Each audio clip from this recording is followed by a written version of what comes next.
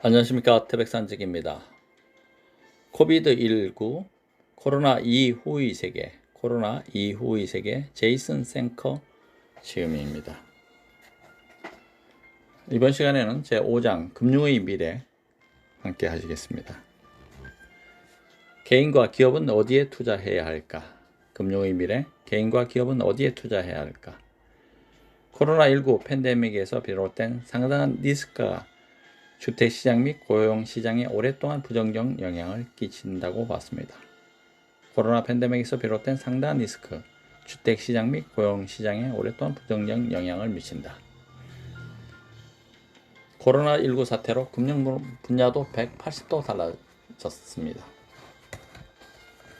코로나 사태가 심각해지면서 개별 소비자들은 상대적으로 금융권 대출을 줄인다고 하더라도 수입 없이 몇 주 혹은 몇 달이 지나고 나면은 높은 수준 신용점수, 미국에서는 개인 신용평가로 쓰이는 파이코 스코어가 750에서 800선 정도가 좋은 점수인데 그것이 무의미해질 것이다. 게다가 기업들은 최근 부채 규모를 상당히 늘렸습니다. 2019년 5월 애틀랜타에서 열린 미국 연방준비제도이사회의 금융시장에 관한 컨퍼런스 저녁 만찬 자리에서 제이 파월 의장은 이 점을 강조해서 얘기했습니다. 불과 1년 전의 얘기입니다. 제이 파월 의장은 그 자리에서 기업 부채와 레버리지 대출이 높은 수준이고 대출 채권 담보부 증권이 위험한 수준이라고 경고했습니다. 기업 레버리지를 늘리라는 압박은 지난 수년간 금융 분야에서 가장 큰 과제 중 하나였습니다. 금융시장 내 조금이라도 높은 수익을 찾아 유동성이 몰리는 수익 사냥, 즉 투자 수익 상향이 문제시 되었습니다. 채권 수익률은 저조했고 미국 국채 수익률도 저조했습니다. 부동산 가격은 상승하고 상대적 자산평가 지수는 높았습니다. 그렇다면 개인과 기업은 어디에 투자해서 수익을 기대할 수 있을까요? 그 대답을 찾기가 웬만큼 까다로운 것이 아닙니다. 더욱이 안정된 고정 소득을 투자해서 상대적으로 안전한 수익을 찾고 있다면 뾰족한 수가 없습니다. 이건 미국만의 현상이 아닙니다. 투자 수익의 감소는 전 세계 어디서나 일어나고 있습니다. 유럽연합의 통화정책을 총괄하는 기능, 유럽중앙은행은 2014년 처음으로 마이너스 금리를 도입한 후 여전히 예금 금리가 마이너스 상태이고 이러한 마이너스 금리는 당분간 지속될 전망입니다. 마이너스 금리 정책을 도입한 이후 부동산 가격이 급등하는 등 마이너스 금리에 대한 논쟁이 불거지고 있지만 한편에서는 이를 포기하면 경기 침체가 심각해질 것이라고 맞서고 있습니다. 초저금리 환경에서 여러 가지 부작용이 나오고 있는데 이는 미래 금융 환경의 단면을 보여주는 것입니다. 많은 국가에서 중앙은행이 경기 하락을 보일 때마다 대조표를 확대하려 한다면 일반적인 수준의 인플레이션 상황에서도 저금리가 이어지는 것이 아주 만연한 현상이 될 것입니다. 금융시장 내 이 같은 경향은 향후 계속될 소지가 다분합니다. 하지만 이러한 장기적 저금리 기조가 주식 투자 수익을 추구하는 면에서 주식 시장 역사상 가장 커다란 손실을 일으킨 가장 큰 위험은 아니었습니다. 거품 낀 글로벌 기업 공개에 대해서 함께 해보시죠. 거품 낀 글로벌 기업 공개.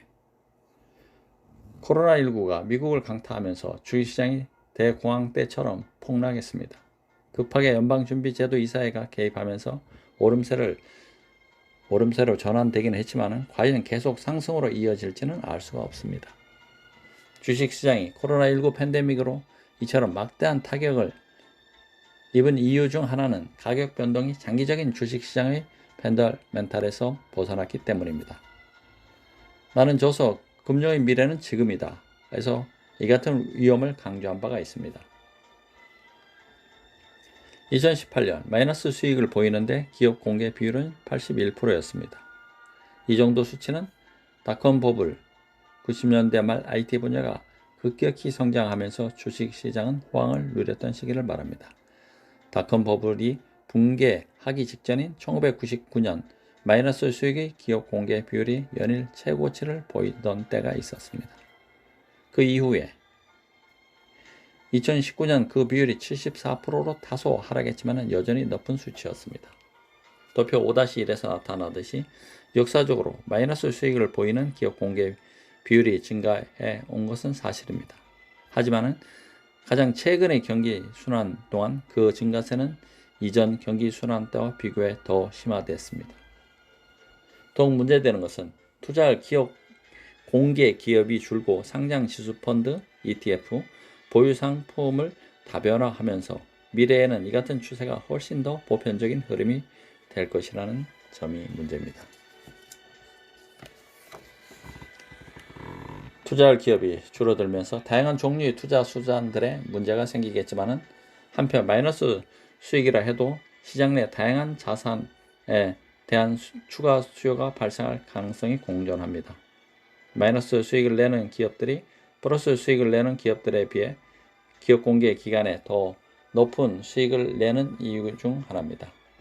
도표 5-2는 이런 변화를 잘 보여줍니다. 이제 시장 상황이 얼마나 후진적인지 알겠습니까? 게다가 이윤이 작지 않다. 2018년 기업 공개 기간에 마이너스 수익 기업의 수익률 평균 비율은 플러스 수익 기업의 2배에 달합니다. 1980년대부터 2018년까지 기업 공개 기간 내 평균 수익률을 봐도 마찬가지입니다. 2019년엔 그 비율이 다소 증가했습니다. 마이너스 수익의 기업 공개 기업들은 플러스 수익의 기업들을 44%가량 크게 앞질렀습니다. 일부 분석가와 투자가들은 이 같은 현상을 플러스 수익 신화에 투자하라는 것이라고 설명했습니다. 다시 말해서 사람들은 가격이 항상 올랐기 때문에 언젠가 오를 것을 기대하고 투자한다는 것입니다. 매출을 내기 이전의 기업이나 사업 초기 단계인 기업의 가치를 보다 높게 평가하면서 민간 펀딩에서 이런 역학이 시작되었습니다. 그런데 이 민간 자금 내 초기 시드 단계 기업에 해당되는 시리즈 A 투자에서부터 기업 공개 단계에 이르기까지 마이너스 수익 기업들은 기업 가치가 상승하게 됩니다. 우리는 2019년 한 해 동안 다수의 기업 공개 기업들이 마이너스 수익을 지속할 것이라고 계속해서 경고한 바가 있습니다. 현 비율은 역사상 가장 높은 수준일 뿐만 아니라 앞서 예측한 바와 같이 경기 후퇴와도 연관되어 있습니다. 이러한 예측이 이제는 현실로 성큼 다가와 있습니다. 우리가 과거로부터 배운 것과 그렇지 못한 것에 대해서 다음은 알아보시죠. 우리가 과거로부터 배운 것과 그러지 못한 것. 군사 전략가들 사이에 속담처럼 회자되는 말이 있습니다. 마지막 치른 전쟁을 교훈 삼아 다음 전쟁을 준비한다. 이 말은 경제학자나 정책 이반자들도 새겨들어야 합니다. 2000년대 주식시장의 글로벌 기업 공개의 교훈을 몽땅 잊어버리고는 최근 수년간 같은 실수를 되풀이했습니다. 물론 이제는 주택담보대출과 주택신용위험을 규제하고 있습니다. 적어도 지금 당장은 잘 규제하고 있는 것처럼 보일 수도 있습니다. 2007년에서 2009년 사이 주택 대란과 글로벌 금융 위기 이후 담보대출 신용은 일반적으로 증가했습니다. 표 5-3은 신용 상태에 따른 신규 담보대출의 추이를 잘 보여주고 있습니다. 뉴욕 연방준비은행에서 가져온 이 데이터는 주택 파동 전후를 명확하게 설명하고 있습니다. 대부분의 담보대출은 신용등급이 가장 높은 사람들에게 돌아갔습니다. 주택시장에서 신용 문제를 강화하면서 안정되어 보이는 듯 하지만은 코로나19 팬데믹의 여파로 여전히 흔들릴 위험을 안고 있습니다. 한 달만 소득이 없어도 750 또는 800선의 신용평점은 무의미해지는 것입니다.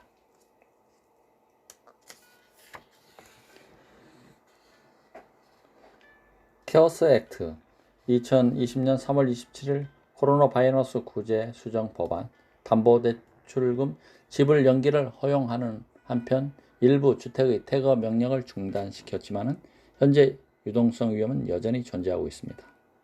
그리고 파산 또는 퇴거 중단 조치가 영원하리라 기대할 수도 없는 노릇입니다.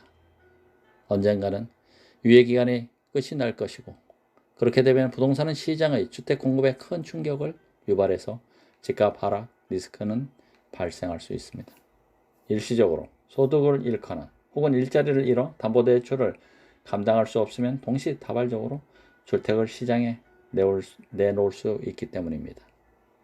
그래하여 갑작스럽게 부동산 시장에서 주택 공급이 증가하고 자가주택 시장에서 주택 가치의 하한선이 깨질 수 있습니다. 그뿐만 아니라 지역경제의 핵심 산업이 관광이어서 코로나19의 경제 충격의 여파가 가장 뚜렷하게 나타난 지역일수록 이 같은 위험은 좀 더 현실적일 수 있습니다. 라스베가스, 올란도, 뉴올리안스와 같은 도시들이 대표적입니다. 이외에도 에슈빌이나 오스틴 같은 소규모 관광 도시 또는 컨퍼런스 도시 역시 그렇습니다. 전국적, 지역적 주택 공급 과잉은 수요가 감소하는 시점에 발생할 수 있습니다. 투자자 입장에서 신용 위험을 유의하게 되면 임대 부동산에 대한 수요 감소로 나타날 수도 있습니다. 결국 세입자가 일자리를 잃어 임대료를 낼 수 없다면 그 위험은 투자자의 몫이 됩니다. 코로나19 팬데믹의 결과로 아주 광범위한 실직 상태가 단기적으로 과시화된다면 대부분은 수입이 전혀 없는 경우가 아니더라도 꽤나 오랜 기간 일자리를 구하지 못할 가능성이 있습니다. 만일 세입자들이 임대계약을 일방적으로 파기하려는 일이 증가하면 부동산 투자자들이 투자를 움츠러들게 하고 이로 인해 주택 비용을 저울질하는 한편 주택 수요 하락을 부추길 수 있습니다. 그리고 주택 구매를 희망하는 이들에게 담보대출이 줄어들 위험성이 있습니다. 대출 상담원과 신용조사 기관에서 주택을 구매하고자 하는 사람의 신용도를 좀 더 깐깐하게 평가하여 신규 담보대출을 중단하고 나설 수도 있기 때문입니다. 결과적으로 자격 조건에 맞는 주택 구입자 수가 줄어들고 주택 수요 역시 감소해 가격 부담으로 이어질 수 있다는 것입니다. 정책 입원자들은 이를 해결하기 위해서 개선책을 운운하지만 사실 신용평가는 대출기관에서 하는 아주 중요한 위기관리 업무입니다. 현금 유동성과 고용 안정성의 문제를 정말로 해결할 방법은 한 가지 뿐입니다. 바로 시간입니다. 주택신용시장이 2000년대 초 위기에 비해 벌써 상황이 개선된 것처럼 보여도 주택위기는 여전히 잠재해 있습니다. 종합해보면 코로나19 팬데믹으로 실업률이 올라가고 주택 공급 과잉이 시장을 덮치고 수입이 끊긴 주택 구매자의 신용을 은행이 확신할 수 없는 상황이 올 것으로 예상됩니다. 자가주택 보유자의 주택 공급이 증가하고 수요는 줄어드는 위험은 임대자산에 대한 투자자들의 수요가 감소하는 것과 궤를 같이 합니다. 세입자가 월세를 내지 못하고 살고 있는 집에서 쫓겨날 위험이 커진 만큼 주택가격이 내려간다 해도 이를 만회할 충분한 수익률이 보장될 것 같지는 않습니다. 그러나 2007년에서 2009년 서브프라임 모기지 금융위기와 유사한 위험은 없을 것 같습니다. 물론 수요 감소에 발맞춰 공급 증가가 나타났는데 특히 관광 밀집 지역을 중심으로 주택가격이 압박되었습니다. 하지만 코로나19로 인한 주택 관련 경제 여파가 지난 불황기에 겪었던 수준으로 줄줄이 파산하거나 신용 위험이 문제되지는 않을 것 같다는 말입니다. 신용창조는 어떻게 될까요? 신용창조. 모든 경기 순환에는 신용을 확대하라는 압박이 존재하고 신용창조, 은행이 예금된 돈의 일부를 고객에게 대출하고 그것을 다시 예금시켜 원래 예금의 몇 배를 예금으로 만들어내는 일을 신용창조로 합니다.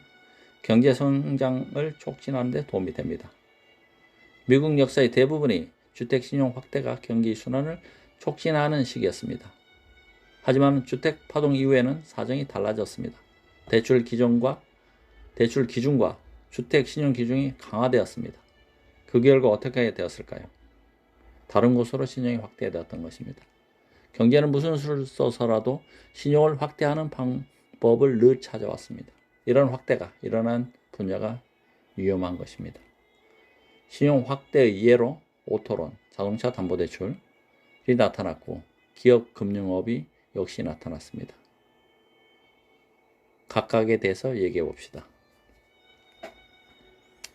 서브 프라임 오토론의 위험성에 대해서 얘기해 보시죠. 서브 프라임 오토론의 위험성. 지난 10년간 주택 분야의 위험성은 오토론에 잠재된 신용 위험에 비하면 아무것도 아닙니다. 도표 5-4에서 나타나듯이 최근 몇 년간 오토론의 성장세를 보였습니다. 자동차 담보대출, 특히 서브프라임 오토론의 성장세가 두드러졌습니다. 다행인 점은 집보다 차가 회수하기 훨씬 쉽다는 것입니다. 하지만 이것은 은행, 대출 기관 및 자동차 신용 전문 회사의 심각한 신용 위험을 초래할 수 있는 것입니다.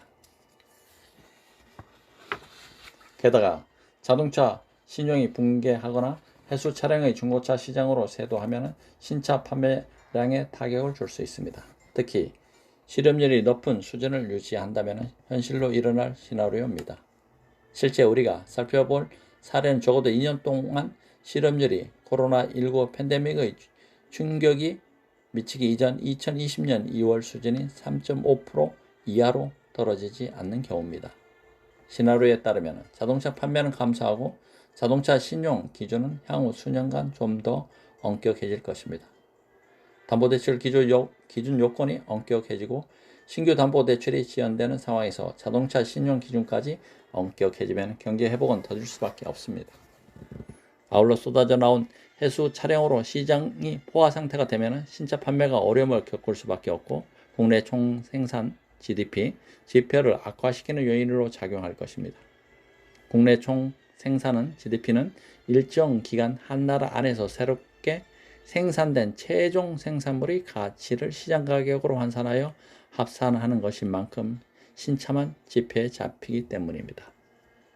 국내 총생산은 GDP는 일정 기간 한 나라 안에서 새롭게 생산된 최종 생산물의 가치를 시장 가격으로 환산하여서 합산한 것인 만큼 신차만 잡힌다. 다음은 대출채권 담보부 증권과 기업 부채 리스크입니다. 대출채권 담보부 증권과 기업 부채 리스크. 지난 10년간 신용 확장의 또 다른 중요 영역이 기업 부채였습니다. 그동안 주택 신용 기준이 까다로웠지만 기업 부채는 자동차 신용처럼 날개를 달았습니다. 한마디로 기업 부채와 관련해서는 조건이 느슨해졌습니다. 기업 부채 수준, 기업 대출 금액과 그리고 대출 채권 담보부 증권의 확산은 거시경제 지표 구성 중 기업이 내관이 되었습니다. 기업 부채의 증가로 인해서 국가 신용대출 시장, 나아가 금융 분야 전반에 미치는 위험성이 드러나면서 연방준비제도 이사회 이하 연준은 올해 3월 코로나19 상황에 맞춰 대응 조치를 내놓았습니다. 미 연준은 대차 대조표를 상당 수준 늘리고 지방채, 자산담보부 증권어음, 기업어음, 기업부채 등 다양한 투자 등급의 신용거래를 후원하는 한편 금리를 0%에서 0.25% 사이 수준으로 낮췄습니다. 이 책이 쓰인 시점에 저품질 고수익의 신용이 당연히 위험성이 있지만 여전히 연준은 경기를 방어하기 위해서 저신용 대출 시장으로 뛰어들 가능성이 있는 것입니다. 코로나19 팬데믹에 따른 다양한 종류의 경제적 위험 노출액을 파악하기 위해서는 코로나 팬데믹으로 인해 기업 부채 및 기업 대출이 증가했음을 이해하는 것이 중요합니다. 현 추세가 기록적인 수준이긴 하지만 이런 종류의 부채는 보통 경기 순환 중에 증가하고 있습니다. 게다가 그 위험에 대해서는 모두가 알고 있는 바와 같습니다. 연준 역시 이를 오래전부터 알고 있었습니다. 2019년 5월 제이 파월 연준의 의장이 기자와 분석가들에게 함께 있는 공식 석장에서 한 발언도 그 위험성을 누구보다 잘 알기 때문입니다. 하지만 주식시장에서 사상 최고가를 갱신하고자 목이 마른 투자자들에게 기업 부채 리스크는 전혀 문제가 되지 않습니다. 플러스 수익 신화의 근원지가 바로 여기입니다. 그리고 그 주식 시장 신화는 아주 익숙한 이야기이기도 합니다. 가장 최근에는 2001년 경기 침체를 생각해 보십시오. 다음은 또 한 번 강화되는 신용조건 이야기입니다. 또 한 번 강화되는 신용조건. 금융의 위기, 주택파동, 2007년에서 2009년 대불황처럼 굵직한 경제 위기를 지나오면서 담보대출 신용기준이 좀 더 엄격해졌습니다. 은행과 금융기관들은 신용과 부채 위험 노출액을 중심으로 다양한 스트레스 테스트, 금융 시스템의 잠재적 취약성을 측정하기 위한 시험, 금융 시스템의 잠재적 취약성을 측정하기 위한 시스템이 스트레스 테스트입니다. 실시해서 위기 대처 능력 평가에 나섰습니다. 이제는 코로나19 팬데믹 사태 이후 새로운 종류의 스트레스 테스트가 등장할지도 모르겠습니다. 기업이 완전한 폐쇄 위험을 견딜 안정성이 있는지 평가하는 테스트 말입니다. 대출기관의 자격 요건을 높여 기업들이 2주에서 4주간 폐쇄를 견딜 수 있는지를 자금 조달의 전제 조건으로 삼을지도 모르겠습니다. 다르게 표현하면 기업들에 대한 향후 대출 자격 요건으로 자금을 조달받을 만큼 충분한 현금을 보유하고 있는지를 보겠다는 것입니다. 코로나 바이러스 지원, 구호의 경기 안정 법안, 코로나 경기 부양 법안을 말합니다. 안정 법안이 더불어 대출 자격 요건 강화는 대기업에 유리할 수 있습니다. 반면 영세 기업의 경우 정부 지원을 통해 운영을 유지하려면 기준을 충족하기가 쉽지 않아 보이는 것입니다. 그러면 향후 어떻게 될 것인가를 한번 고민해 보시죠. 향후 어떻게 될까요? 향후 주식시장 주요 지표들을 보면 단기적인 수익이 있을 것으로 예상됩니다. 하지만 투자자들의 보수적 심리가 이어질 것이라고 바라보기 어려워 보입니다. 바라보기는 어렵다. 게다가 코로나19 팬데믹에서 비롯된 상당한 리스크가 주택시장 및 고용시장에 오랫동안 부정적 영향을 끼칠 것입니다. 미래의 불확실한 가치를 꼽자면 코로나 경기 부양 법안이 인플레이션의 증가로 이어지고 미국 국가부채를 증가시키는 요인이 될 것인가 아닌가 하는 점입니다.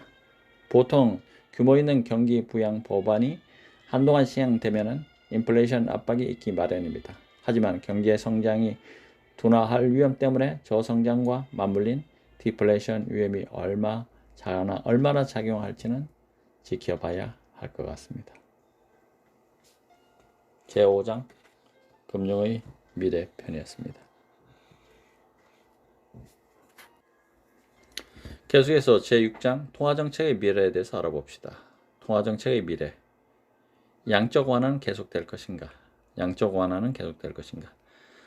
주택 저당 증권과 국채에서부터 기업 부채와 주식까지 다양한 자산을 매수하기 위해서 중앙은행이 무에서 유를 창조하듯 돈을 찍어낼 수 있다는 사실은 불편하기가 짝이 없습니다. 그럼에도 그 방법이 가장 효과적이었다고 그 관행은 계속될 여지가 큽니다. 통화정책의 미래. 금융위기의 여파로 경제가 거의 마비된 시점에서 어떻게 경제 성장을 촉진할 것인지 정부마다 고민이 깊었습니다. 오늘날 각국의 중앙은행들이 내놓은 결정적 해결책은 경기 부양책으로 대조표를 늘리는 것, 중앙은행의 유동성 공급을 말합니다. 미국의 연준, 잉글랜드 은행, 유럽 중앙은행, 일본 은행 등이 이 같은 방법을 선택했습니다. 중앙은행의 대조표를 무제한으로 늘리는 방식의 대처는 관행이 되었는데 지난번 금융위기가 결정적 계기가 되었음을 주목할 필요가 있습니다. 코로나19 이후의 미래를 생각할 때 이러한 관행은 앞으로도 계속될 가능성이 큽니다. 주택 저당 증권과 국채에서부터 기업 부채와 주택시장까지 다양한 자산을 매수하기 위해 중앙은행이 무에서 유를 창조하듯이 돈을 찍어낼 수 있다는 사실은 불편하기 짝이 없는 것입니다. 그럼에도 그 방법이 가장 효과적이었고 그 관행은 계속될 것입니다. 어쨌거나 효과가 있다면 중단할 이유가 없으니 말입니다.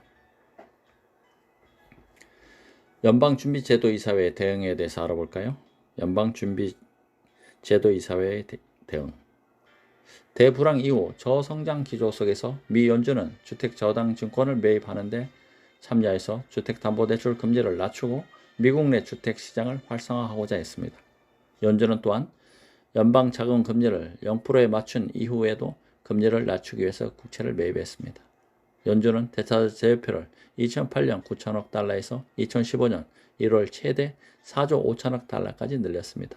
그럼에도 당시 연준은 2020년 3월 현 시점에서 취하고 있는 코로나 대응 조치처럼 주식이나 회사채를 매입하지 않았습니다. 2017년 10월 이래로 미 연준은 만기 주택저당증권이나 만기 국채에 대한 재투자를 줄이는 방식으로 대차 대조표를 줄여갔던 것입니다. 하지만 유럽중앙은행은 2012년부터 2014년 사이 대차조표를 줄이려는 시도와 차이를 보였는데 미 연준은 의도적으로 그 대차 대조표 축소 속도를 늦추었다는 점입니다. 아무래도 유럽중앙은행이 겪은 폐해를 지켜보며 그 규모를 축소하는 데 조심스럽게 대응하고자 한 것으로 보여집니다. 하지만 연준의 세심한 노력에도 불구하고 대차 대표 감소는 결과적으로 2019년 기업투자 불황으로 이어졌습니다. 도표 6-C를 보면은 결국 같은 해 10월 연준은 그 흐름을 확장 기조로 되돌려 놓았습니다. 코로나19 위기가 시작하면서 확장세 가속도가 붙었습니다. 양적 완화가 불러올 미래에 대해서 알아봅시다. 양적 완화가 불러올 미래. 연준의 대차 대표 확대는 경기 부양에 상당한 효과가 있었습니다. 그 말인즉 향후 연준의 대차 대표 확대는 지속적인 추세가 될 것이라는 것입니다. 제닛 앨런 미 연준 전 의장은 심지어 2016년 캔자스시티 연방준비은행 주최로 열린 연례 잭슨홀 심포지엄에서 미래 지침, 중앙은행이 향후 통화 정책을 외부에 알리는 조치, 미래 지침과 자산 매입은 향후 연준의 주요 정책 수단이 될 것 같다고 했습니다. 이윽고 미래 정책 입안자들은 구매 가능한 자산의 폭을 넓힐 수 없을지 고민하게 될 것이라는 말을 덧붙였습니다. 최근 몇 주 동안 코로나19 팬데믹에 대한 국가 경제 차원의 대응 조치로 연준은 자산 매입을 확대했고 본질적으로는 거의 모든 투자 등급의 부채를 지지하겠다며 제안하고 나섰습니다. 게다가 현재로서는 하락 국면이 심해 보이지는 않습니다. 현재 모든 중앙은행이 현 기조를 유지하는 한 환율에는 큰 영향을 미치지 않을 수 있다는 것입니다. 말하자면 모두가 게임의 패를 쥐고 있다면 명확한 승자도 패자도 나타나기 힘든 것입니다. 그리고 그들은 할 수만 있다면 양적 완화라는 게임의 패를 사용하고 싶어 하겠죠. 향후 미국 경제의 양자 상태는 어떻게 될까요? 향후 미국 경제의 양자 상태. 코로나 이후 금융의 미래는 어떻게 될까요? 중앙은행의 대차 대조표 증가 추이는 계속해서 확대할 것으로 보입니다. 내가 자주 지적하는 위험성 중 하나는 경기 순환 주기에 따른 하강 국면에서 중앙은행이 지속해서 대차 대조표를 확장하는 것입니다. 당연히 코로나19 리스크가 높다면 중앙은행은 손해진 패를 적극적으로 활용하려 할 것입니다. 나는 늘 앨런 전 연준 의장의 말을 믿었기 때문에 나 역시 미 연준이 다른 중앙은행들과 마찬가지로 결국에 기업 부채에서부터 주식까지 매입 자산의 종류를 다양화할 필요가 있을 것이라고 늘 생각했습니다. 그리고 오늘날 내 생각은 현실이 되었습니다. 물론 각 순환주기마다 중앙은행의 매입은 경제 실패를 막기 위해 몸짓을 불리는 최후의 수단이 되어 갈수록 더 중요해질 것입니다. 그렇게 경기 하강 국면마다 미 연준은 어디선지 모르게 끌어온 돈으로 자산 매입을 늘려 중앙은행의 대차 대조표는 점점 더 늘어나게 될 것입니다. 최악의 시나리오는 중앙은행이 수십 년에 걸친 경기 순환 주기를 지나면서 경제의 거의 모든 것을 소유하게 되는 것입니다. 중앙은행은 부채, 주택저당증권, 국채, 주식, 심지어 실물 자산에까지 손을 댈 것인데 매입에 들어가는 돈을 만들어낸 돈입니다. 매입에 들어가는 돈을 만들어낸다. 예초에 존재하지 않았던 그런 돈 말입니다. 이 시나리오에 따르면 우리 경제는 일종의 양자 상태가 되는 것입니다. 중앙은행이 모든 것을 가지고 있지만 동시에 아무것도 없는 양자 상태. 물리학에서 빛이 파동 상태이자 입자 상태로 중첩된 채 동시에 존재하는 현상을 빗댄 저자의 표현입니다. 양자 상태. 이렇게 되면 물리학 용어입니다. 큰 문제에 봉착할 것입니다. 이 위험성에 대해서는 나는 2019년 저서 The Future of Finance is Now에서 논한 바 있습니다. 중앙은행이 이 길을 밟지 않으리라는 확신을 심어주는 것이 향후 10년 안에 가장 중요한 우선순위가 될 것입니다. 그러지 못하면 최악의 시나리오는 현실로 훌쩍 다가와 있을 것입니다. 코로나19 사태에 직면하여 미 연준의 대차 대표 확대 및 관련 조치들이 경제 부양 조치로서 핵심 역할을 한 것은 사실입니다. 정확히 말하면 투자 등급 채무 증세에 신뢰를 주었습니다. 하지만 연준은 만족하지 않고 계속해서 자산 매입을 늘려갈 것이고 코로나19 팬데믹에 따른 경제적 위험에 맞서 대차 대조표를 더욱 확대해 나갈 것입니다. 그렇게 되면 양자 상태가 돼버린 미래 경제가 더 이상 상상 속의 얘기는 아닐 것입니다. 제6장 통화정책의 미래였습니다. 대박산적이었습니다. 감사합니다.